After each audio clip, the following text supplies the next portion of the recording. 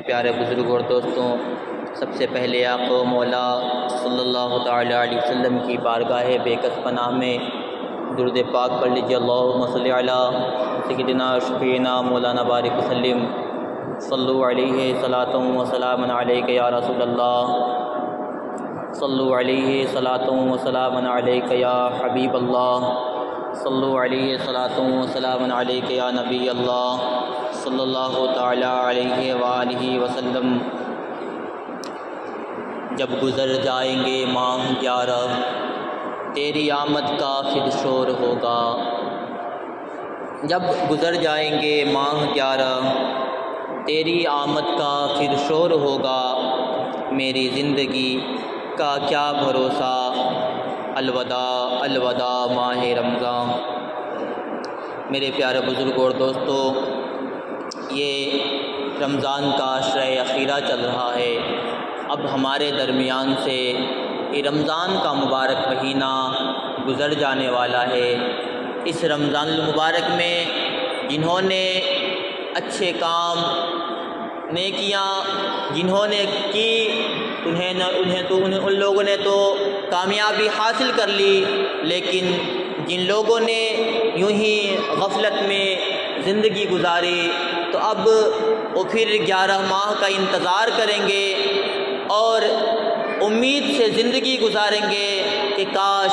پھر وہ رمضان کا مبارک اور مقدس مہینہ آئے کہ جس مہینے میں اس ماہ تو کچھ نہ کر سکے،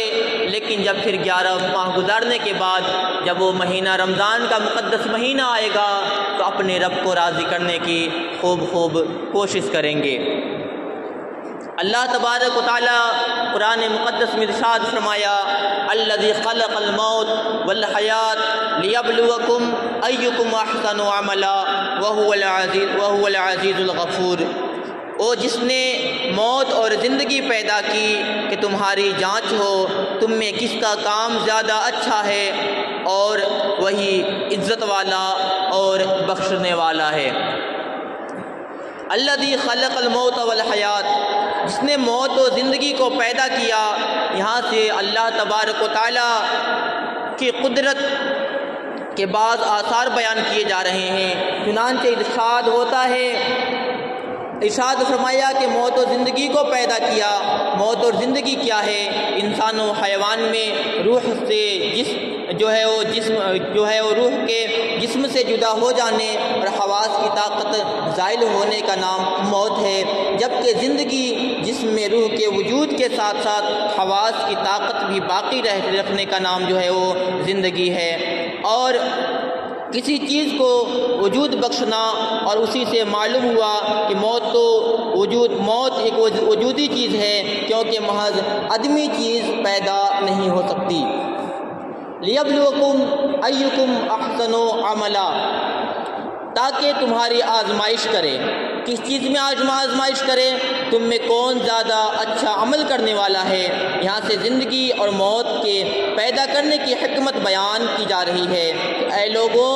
اللہ تعالیٰ نے تمہاری موت اور زندگی کو اس لیے پیدا کیا تاکہ دنیا کی زندگی میں وہ اپنے احکام اور ممنوعات کے ذریعے تمہاری آزمائش کرے کہ کون زیادہ فرما بردار، مخلص اور شریعت کے بیان کردہ طریقے کے مطابق عمل کرنے والا ہے، اور کون اپنے برے اعمال کے ذریعے اللہ تعالیٰ کو وہ کون برا عمل کرنے والا ہے۔ اور پھر یاد رکھیں کہ جو اچھا عمل کرے تو اس کے لیے تو ہے ہی، لیکن کوئی اگر برا عمل کرتا ہے تو نہ سمجھیں ہم برائی کرتے کرتے معاذ اللہ کو عاجز کر دیں گے، ایسا نہیں ہو سکتا۔ پھر فرمایا، ہر بندے کا ہر عمل اللہ تعالیٰ کی رضا کے لیے اور شرعی طریقے کے مطابق ہونی چاہیے۔ یعنی کوئی بھی کام کرے، کوئی بھی عمل کرے تو اس میں اللہ تبارک و تعالیٰ کی رضا شامل ہو۔ میں جو بھی کام کروں اس لیے کروں کہ میرا رب اس کام سے راضی ہو جائے۔ ایسا نہ ہو کہ میں کام تو کروں لیکن اس میں رب کی رضا شامل نہ ہو کہ میں کام تو کر رہا ہوں، رب راضی نہ ہو، کوئی بات نہیں، ایسا نہیں، بلکہ کوئی بھی کام کریں، آپ مسجد آئیں، آپ روزے رکھیں، آپ نماز پڑھیں، آپ کوئی بزنس کریں، اس میں یہ نیت ضرور شامل ہو کہ میں جو یہ کام کر رہا ہوں میں اس لیے کر رہا ہوں کہ اس سے دنیا کی زندگی بھی گزرے اور میرا رب بھی مجھ سے راضی رہے۔ اس سے معلوم ہوا بندے کا ہر عمل خالص اللہ پاک کی رضا حاصل کرنے کے لیے اور شریعت کے بیان کردہ طریقے کے مطابق ہونی چاہیے۔ لہٰذا جس کا عمل خالص اللہ کی رضا حاصل کرنے کے لیے ہو لیکن شریعت کے بیان کردہ طریقے کے مطابق نہ ہو تو عمل مقبول نہیں ہو سکتا۔ اسی طرح جس کا عمل شریعت کے مطابق تو ہو لیکن اس میں رب کی رضا نہ ہو، رب کو راضی کرنے کی نیت نہ ہو تو بھی عمل اللہ پاک کی بارگاہ میں قبول نہیں ہو سکتا۔ پھر فرمایا انما الہکم الہ واحد فمن کان یرجو لقاء ربی فلیعمل عملا صالحا ولا یشرک بعبادت ربہ احدا۔ تمہارا معبود ایک ہی معبود ہے، تو جو اپنے رب سے ملاقات کی امید رکھتا ہو اسے چاہیے کہ نیک کام کرے اور اپنے رب کی عبادت میں کسی کو شریک نہ ٹھہرائے۔ پھر فرمایا حضرت فضیل بن عیاض، اب حدیث پیش کرتا ہوں کہ حضرت سیدنا فضیل بن عیاض رضی اللہ تعالیٰ عنہ ہیں۔ حضرت سیدنا فضیل بن عیاض فرماتے ہیں کہ جب عمل خالص ہو لیکن درست نہ ہو اسے قبول نہیں کیا جائے گا۔ عمل خالص ہو لیکن درست نہ ہو تو عمل اللہ تبارک و تعالیٰ کی بارگاہ میں قبول نہیں کیا جائے گا۔ اسی طرح جب عمل درست ہو لیکن خالص نہ ہو تو بھی عمل قبول نہیں کیا جائے گا۔ عمل صرف وہی مقبول ہے جو خالص ہو، درست ہو، اور عمل خالص اس وقت ہوگا جب اسے اللہ تعالیٰ کی رضا حاصل کرنے کے لیے کیا جائے، اور درست اس وقت ہوگا جب وہ سنت یعنی شریعت کے بتائے ہوئے طریقے کے مطابق ہوگا۔ تو ہمیں کوئی بھی جب عمل کریں تو اس میں شریعت و سنت کے پاسداری کریں، اس لیے جب شریعت کے مطابق ہو اور رب کی رضا نہ ہو، رب کی رضا تو ہو لیکن شریعت کے مطابق نہ ہو تو عمل قبول نہیں کیا جائے گا۔ اس سے ان لوگوں کو نصیحت حاصل کرنی چاہیے جو شریعت کے بیان کردہ طریقے کے مطابق عمل نہیں کرتے، اور اگر انہیں کوئی سمجھائے تو اپنا عمل درست کرنے کے بجائے یہ کہہ کر ٹال دیتے ہیں کہ اللہ تبارک و تعالیٰ قبول کر لے گا۔ اس آیت سے یہ بھی معلوم ہوا کہ ہمیں زندگی عطا کیے جانے اور ہم پر موت مسلط کیے جانے کی حکمت یہ ہے کہ اللہ تعالیٰ کی اطاعت اور فرما برداری کے معاملے میں ہماری جانچ ہو جائے کہ ہم میں سے کون اللہ تعالیٰ کی اطاعت کرتا ہے اور کیسی اطاعت کرتا ہے، تاکہ آخرت میں جب اطاعت گزاروں کو انعامات ملیں اور نافرمانوں کو سزائیں ملے تو کوئی اعتراض نہ کر سکے کہ اطاعت گزاروں کو انعامات اور نافرمانوں کو سزا کیوں ملی۔ یاد رکھیں دنیا کی زندگی ایک دن ضرور ختم ہو جائے گی، جبکہ آخرت کی زندگی ہمیشہ باقی رہنے والی ہے، جیسا کہ اللہ تبارک و تعالیٰ قرآن مقدس میں ارشاد فرماتا ہے وما هذه الحياة الدنيا إلا لهو ولعب وإن الدار الآخرة لهي الحيوان لو كانوا يعلمون۔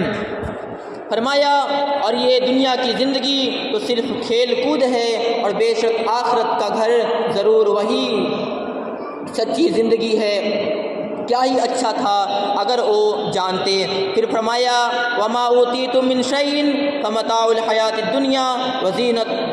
وزینتها وما عند اللہ خیر وابقا افلا تعقلون۔ اے لوگوں، جو کچھ چیز تمہیں دی گئی ہے تو دنیاوی زندگی کا ساز و سامان ہے اور اسی کی زینت ہے، اور جو ثواب اللہ کے پاس ہے وہ بہتر اور زیادہ باقی رہنے والا ہے، تو کیا تم سمجھتے نہیں؟ اسی طرح ہمیں پیدا کرنے اور اللہ تعالیٰ نے ہمارے لیے جو نعمتیں پیدا کی ہیں ان کے ذریعے بھی ہمارے اعمال کی آزمائش ہو رہی ہے، جیسا کہ اللہ تبارک و تعالیٰ ارشاد فرماتا ہے وَهُوَ الَّذِي خَلَقَ السَّمَاوَاتِ وَالْأَرْضَ فِي سِتَّةِ أَيَّامٍ وَكَانَ عَرْشُهُ عَلَى الْمَاءِ لِيَبْلُوَكُمْ أَيُّكُمْ أَحْسَنُ عَمَلًا، اور وہی ہے جس نے آسمان و زمین کو 6 دن میں بنایا اور اس کا عرش پانی پر تھا، تمہیں پیدا کیا تاکہ تمہیں آزمائے کہ تم میں کون اچھے عمل کرتا ہے۔ میرے پیارے بزرگوں اور دوستوں، یہ رمضان المبارک کا مہینہ اب تو گزر جا رہا ہے۔ یہ رمضان ہمیں بتانے آتا ہے اور ہمیں یاد دلانے آتا ہے کہ لوگوں، تم فجر بھی پڑھ سکتے ہو، دن کی 5 نمازیں پڑھ سکتے ہو، تہجد کے وقت بھی اٹھ سکتے ہو۔ آج ہم جو کہتے نا ہمارے پاس، ہم بزنس مین ہیں، ہماری زندگی بہت مصروف ہے، ہمیں وقت نہیں ملتا، لیکن رمضان آ کر یہ بتا دیتا ہے کہ لوگوں، تمہارے پاس وقت ہے، وقت مل جائے گا، بس شرط یہ ہے کہ تمہارے اندر ایک شوق ہو، ایک جذبہ ہو، ہمیں یہ کام کرنا ہے۔ اگر تمہارے اندر یہ شوق ہوگا، یہ جذبہ ہوگا، تو ضرور اللہ پاک کو راضی کرنے کے لیے 5 نمازیں پڑھ سکتے ہو، تم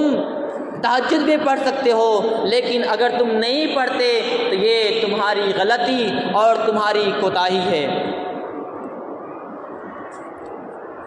فرمایا لا اقسم بیوم القیامہ ولا اقسم بالنفس اللوامہ، روز قیامت کی قسم یاد فرماتا ہوں اور اس جان کی قسم جو اپنے اوپر بہت ملامت کرے۔ اس آیت اور اس کے بعد والی آیت کا خلاصہ یہ ہے کہ مشرکین مرنے کے بعد اٹھائے جانے کا انکار کرتے تھے۔ اللہ تعالیٰ نے ان کا رد کرتے ہوئے فرمایا جیسا تم گمان کرتے ہو در حقیقت ویسا نہیں، مجھے قیامت کے دن کی قسم ہے اور مجھے اس جان کی قسم ہے جو متقی اور کثرت سے نیکیاں کرنے والی ہونے کے باوجود اپنے اوپر اپنی کوتاہیوں کی وجہ سے ملامت کرے کہ تم مرنے کے بعد ضرور اٹھائے جاؤ گے۔ پھر فرمایا ایحسب الانسان ان نجمع عظامہ، کہ آدمی یہ سمجھتا ہے کہ ہم ہرگز اس کی ہڈیاں جمع نہ فرمائیں گے۔ یہ آیت عدی بن ربیعہ کے بارے میں نازل ہوئی۔ اس نے نبی پاک صلی اللہ تعالی علیہ وسلم سے پوچھا قیامت کب واقع ہوگی اور اس کے بیان، اس کے احوال اور کیسے ہوں گے۔ نبی پاک صلی اللہ تعالی علیہ وآلہ وسلم نے اسے بتایا۔ اس نے کہا اگر میں قیامت کا دن دیکھ بھی لوں تو بھی نہ مانوں اور آپ پر ایمان نہ لاؤں کہ اللہ تعالیٰ بکھری ہوئی ہڈیاں جمع کر دے گا۔ اس پر یہ آیت کریمہ نازل ہوئی اور فرمایا نازل ہوئی اور اس کے معنی یہ ہیں کہ کیا اس کافر کا یہ گمان ہے کہ ہڈیاں بکھرنے، گلنے، ریزہ ریزہ ہو کر مٹی میں ملنے اور ہواؤں کے ساتھ اڑ کر دور دراز مقامات پر منتشر ہونے سے ایسی ہو جاتی ہیں، ان کو جمع کرنا ہماری قدرت سے باہر ہے، یہ فاسد خیال ہے۔ اس کے دل میں کیوں آیا اور اس نے یہ کیوں نہیں جانا کہ جو پہلی بار پیدا کرنے پر قادر ہے دوبارہ وہ ضرور زندہ فرما دے گا۔ پھر فرمایا بلا قادرین علی ان نسوی بنانا، کیوں نہیں ہم قادر ہیں کہ ان کے پور ٹھیک بنا دیں۔ یعنی اللہ تبارک و تعالیٰ جو ہے وہ ارشاد فرما رہا ہے کہ وہ تو تم یہ کہتے ہو کہ وہ زندہ نہیں کرے گا، ارے حال تو حد تو یہ ہے کہ اللہ تبارک و تعالیٰ تمہاری جو فنگر ہے، تمہاری جو انگلیوں کے جو نشانات ہیں، وہ نشانات جو تمہارے اب ہیں قیامت کے دن بھی ویسے ہی کر دے گا۔ ارشاد فرمایا کافر گمان کرتا ہے کہ ہم اس کی ہڈیوں کو جمع نہیں کر سکتے، کیوں نہیں ہم اس کی ہڈیوں کو جمع کر سکتے ہیں، اور ہم تو اس بات پر بھی قادر ہیں کہ ہم آدمی کی انگلیاں جیسی تھیں کسی فرق کے بغیر ویسے ہی کر دیں اور اس کی ہڈیاں ان کے مقام پر پہنچا دیں۔ جب ہم چھوٹی چھوٹی ہڈیاں اس طرح ترتیب دے سکتے ہیں تو بڑی ہڈیوں کا کیا کہنا، انہیں بدرجہ اولا تربیت اور ترتیب دے سکتے ہیں۔ پھر فرمایا بل یرید الانسان لیفجر امامہ یسأل ایان یوم القیامہ، بلکہ آدمی چاہتا ہے کہ اس کی نگاہ کے سامنے بدی کرے اب پوچھتا ہے قیامت کا دن کب ہوگا۔ مفسرین اس آیت کے مختلف معنی بیان کیے ہیں، ان میں سے 3 معنی درج ذیل ہیں، میں آپ کو بتاتا ہوں۔ اس کا معنی یہ ہے کہ انسان کا مرنے کے بعد اٹھائے جانے کا انکار کرنا کسی شبہے اور دلیل نہ ہونے کی وجہ سے نہیں، بلکہ حال یہ ہے کہ وہ سوال کرنے کے باوجود بھی اپنی ہڈی پر قائم رہنا چاہتا ہے، اور اسی کی دلیل ہے کہ مذاق اڑانے کے طور پر پوچھتا ہے کہ قیامت کا دن کب ہوگا۔ حضرت عبداللہ بن عباس رضی اللہ تعالی عنہ نے فرمایا اس آیت کے معنی یہ ہیں کہ آدمی مرنے کے بعد اٹھائے جانے اور قیامت کے دن حساب ہونے کو جھٹلاتا ہے، حالانکہ اس کے سامنے ہے۔ حضرت سیدنا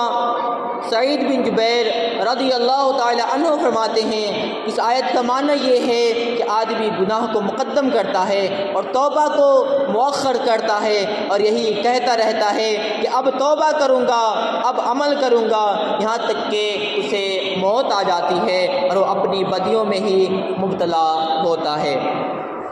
توبہ میں تاخیر بھی ایک مرض ہے۔ انسان گناہ کرتا ہے اور یہ سوچتا ہے کہ میں توبہ کر لوں گا، توبہ کر لوں گا، اور توبہ کو یوں ہی ٹالتے رہتا ہے کہ یہ ٹالنا بھی ایک طرح کا مرض ہے اور ایک طرح کی روحانی بیماری ہے۔ میں بتاؤں فی زمان ہی مسلمانوں کی ایک تعداد ایسی ہے جس میں یہ مرض پایا جاتا ہے کہ انہیں گناہوں سے رک جانے اور ان سے توبہ کرنے کی ترغیب دی جائے اور شریعت کے مطابق احکامات پر عمل کرنے کا کہا جائے تو آگے سے یہ جواب دیتے ہیں کہ بھیا ابھی تو بہت عمر پڑی ہے، جب بڑھاپا آئے گا تو گناہوں سے توبہ بھی کر لیں گے، نمازیں بھی شروع کر دیں گے، روزے بھی رکھنے شروع کر دیں گے، ابھی توبہ کر لیں گے، داڑھی بھی رکھ لیں گے، اللہ کرنے میں مصروف ہو جائیں گے، لیکن ابھی تو ہم جوان ہیں، ابھی تو ہمارے عیش و عشرت باقی ہیں، ابھی تو ہم جوان ہیں، زندگی کے ایام یوں ہی گزاریں گے۔ لیکن انہیں یہ خیال نہیں آتا کہ اللہ تبارک و تعالیٰ نے ارشاد فرمایا کل نفس ذائقۃ الموت، ہر نفس کو موت کا مزہ چکھنا ہے، لیکن اللہ تبارک و تعالیٰ نے کہیں پہ یہ نہیں فرمایا کہ جب بڑھاپا آئے گی تبھی تمہیں موت آئے گی، بلکہ فرمایا کہ موت تمہیں کبھی بھی آ سکتی ہے۔ تو غنیمت اس میں ہے، مہلت اس میں ہے کہ ہم ہر وقت توبہ کریں، گناہ کرنے سے پہلے سوچ لے کہ میں جس گناہ کرنے جا رہا ہوں کہیں ایسا نہ ہو کہ گناہ کرتے کرتے ہمیں موت آ جائے اور توبہ بھی نصیب نہ ہو۔ تو میرے پیارے بزرگوں اور دوستوں، ہم رمضان کے مہینے میں اللہ تبارک و تعالیٰ کو راضی کرنے کے لیے خوب کوششیں کیے، خوب عبادتیں کی، لیکن میرے پیارے بزرگوں اور دوستوں اب رمضان کا مہینہ ہمارے درمیان سے رخصت ہو رہا ہے۔ آپ سے گزارش ہے اور خود اپنے آپ سے گزارش ہے، اپنے نفس سے گزارش ہے کہ ہمارے نفس اب ہم پر ظلم نہ کرنا، اب ہمیں مسجدوں سے نہ روکنا، ہم کوشش کریں کہ جس طرح ہم اپنی مسجدوں کو آباد رکھے تھے 1 ماہ تک، کوشش کریں ہم عید کے بعد بھی، اس رمضان کے بعد بھی ہم اپنی مسجدوں کو آباد رکھیں، ہم ایسے ہی اپنی زندگی کو نیکیوں میں گزاریں، رب کو راضی کرنے کی کوشش میں لگے رہیں، تاکہ اللہ تبارک و تعالیٰ کی بارگاہ میں جب پیش ہوں تو اس وقت ہمیں رسوائی کا سامنا نہ کرنا پڑے۔ استغفر اللہ ربی من کل ذنب واتوب الیہ۔ السلام علیکم ورحمۃ اللہ وبرکاتہ۔